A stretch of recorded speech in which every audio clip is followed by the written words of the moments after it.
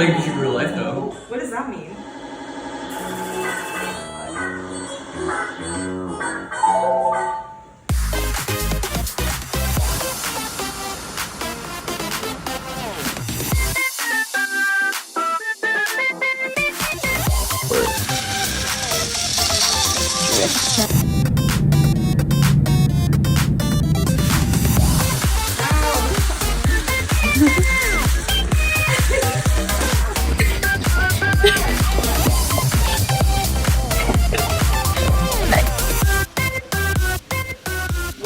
Moving.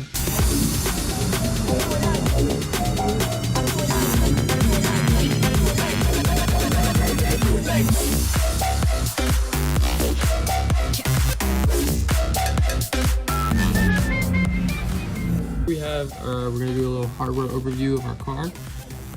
So at the top here, you can see we have 6 batteries that are powering the motors of the car.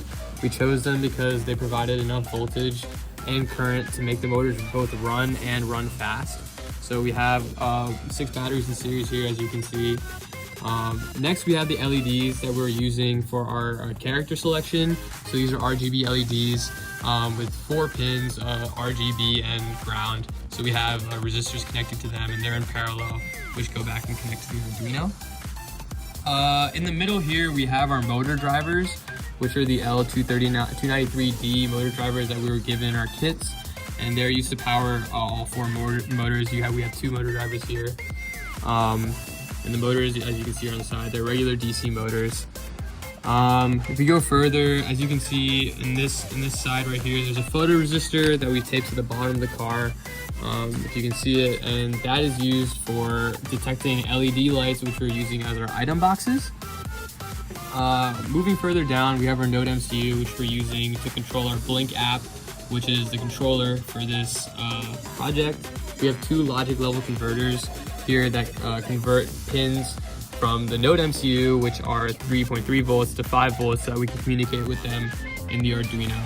And here we have the Arduino Mega, which we're using because it allows for a lot more pins, a lot more functionality, and a lot more PWM, which we utilize for the LEDs and for speed. And then over here on the side, we have another Arduino Uno that we're using for the sole purpose of radio communication to the other car through V2V. So this is our radio transmitter.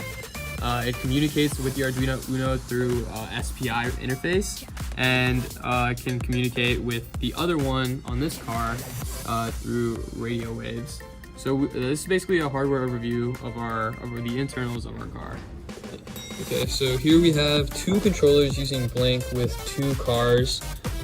So as in Mario Kart, we start out by choosing characters. So for example, we have a bunch of different character options, and what those do is they light up LEDs on the car. So if I want to pick this car and I'm going to pick Mario, you can see the LEDs light up red. And now on this car, say I wanted to pick Luigi, they can be green. But wait, what if I wanted to change my mind? I can pick Bowser or Wario or Waluigi or anybody really, Peach. But I'm going to stick with Luigi now, and then I press start, which says I'm ready to go. And you can press start on this one as well.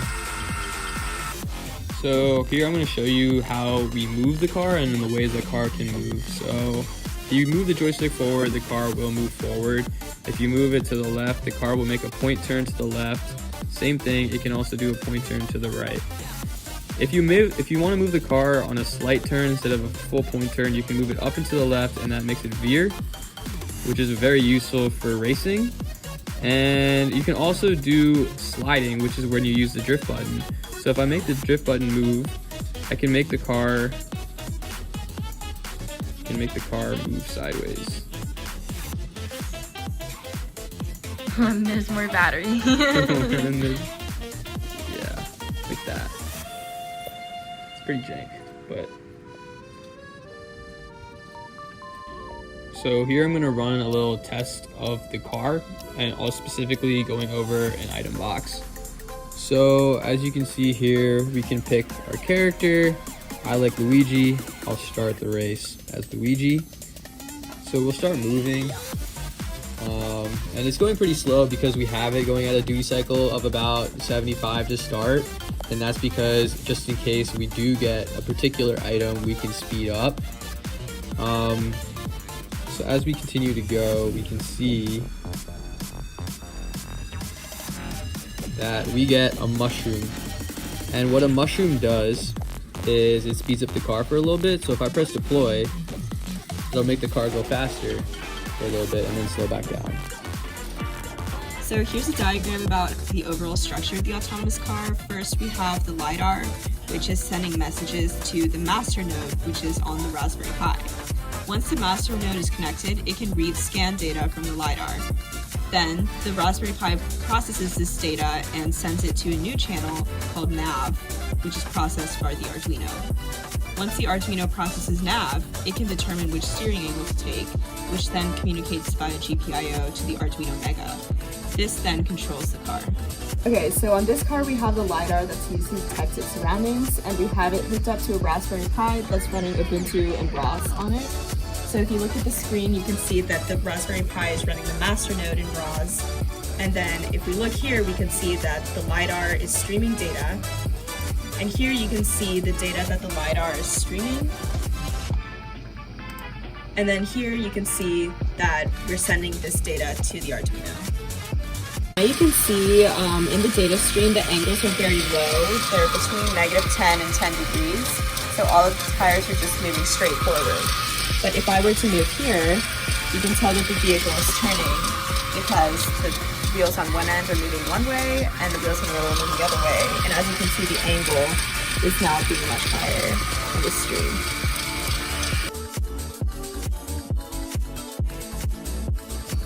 So in this code that's running on the master node, you can see that we're subscribing to a topic called scan that the LiDAR is publishing, and we're writing to a node called nav that the Arduino is reading from. And here you can see it's processing all of the LiDAR information and is determining what's the optimal steering angle for it to take in order to avoid any obstacles on the road. And if you go here, you can see the topic nav, which has all the steering angles, and this is what's being conveyed to the Arduino. Okay, so here we have our header file that we use to control the car. So firstly, we have the struct that's for each tire. Essentially, each tire has a forwards pin, a backwards pin, and a speed pin. And then we have a variable to determine which side of the car it is, and the duty cycle, which determines the speed.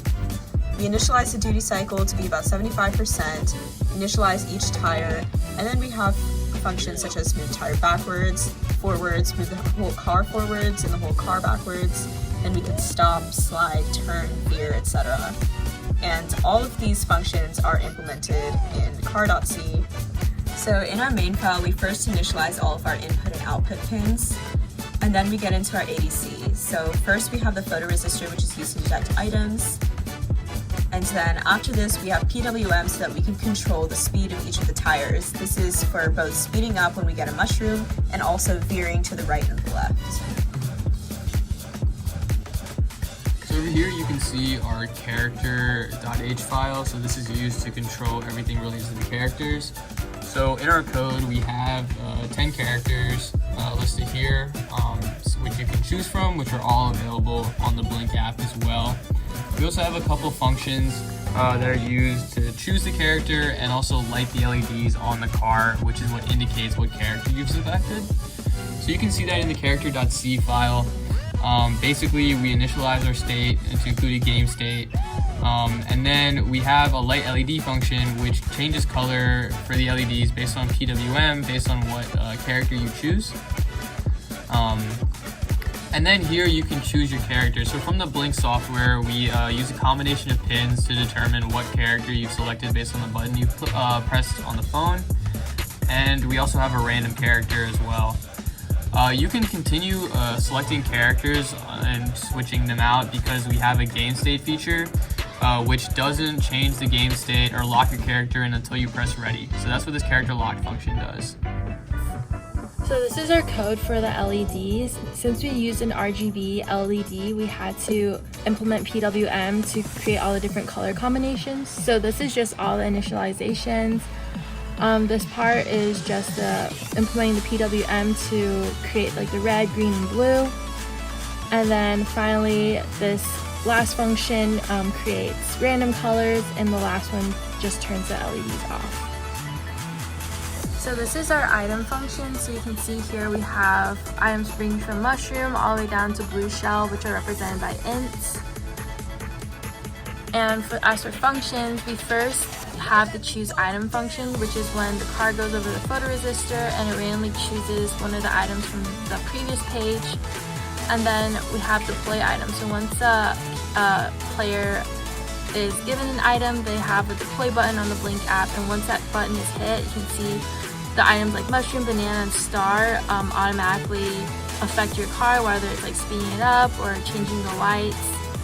But some of the items are actually transmitted to the other player through our communication function and through the ready to transmit. And you can see below that these items are then taken in by the receive item function from the other player. So you can see items like bullet, red shell, green shell, lightning, POW, and blue shell. These affect the other car, whether it's slowing them down, spinning them, or even moving them backwards.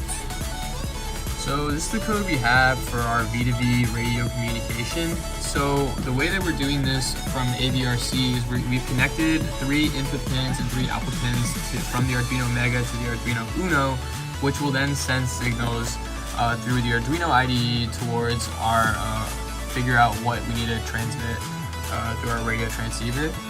So we just initialize our input and output pins. We have a ready to transmit function, which basically switches our transceiver state from receive to transmit so that it can transmit to the other receiver. We also have a send item function, which is called whenever a user deploys an item. It uses a combination of output pins to send a certain signal, which determines what item is sent to the other player. Once that is done, we have an item send function, which reinitializes all of the output pins to off. We also have a receive item function, which is when another player sends an item to you, and based on the input pins and the combinations they have, it will determine what item has been sent to you and then act accordingly.